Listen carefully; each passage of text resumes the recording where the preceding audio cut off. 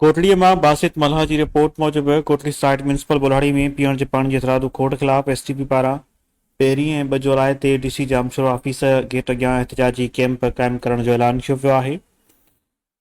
STP अखबार ज़िले सदर मंठार अली छछर, यूनिस खान ओठो, अली नवाज़ रिंद, मुदस्सिर अब्बासी, ख़ालिद मिराणी, सागर आलवाणी, जावेद लगारी मीडिया सां ॻाल्हि ॿोल कई आहे। पानी शदीद खोट पे अतरादु खोट जगह चले अतरादु खोट पैदा कई वही है। उन लाइ असां सोचो जॾहिं माण्हुनि खे तकलीफ़ ॾिठोसीं, नंढा मासूम नियाणियूं ॿार जो दिला मट कयूं ऐं पिलर कयूं, दर दर भटकणा अथनि, पोइ असांखे सियासी पार्टी जे हैसियत मां सोचियोसीं त छो न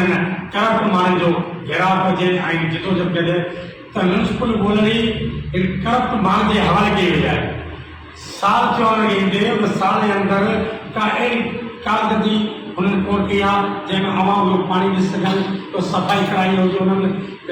ड्रेनेज सिस्टम सां हालत ॾिसो छा नथा, मतलब बरसाती मौसम लॻी पई आहे, कोई जगह मक़सदु आहे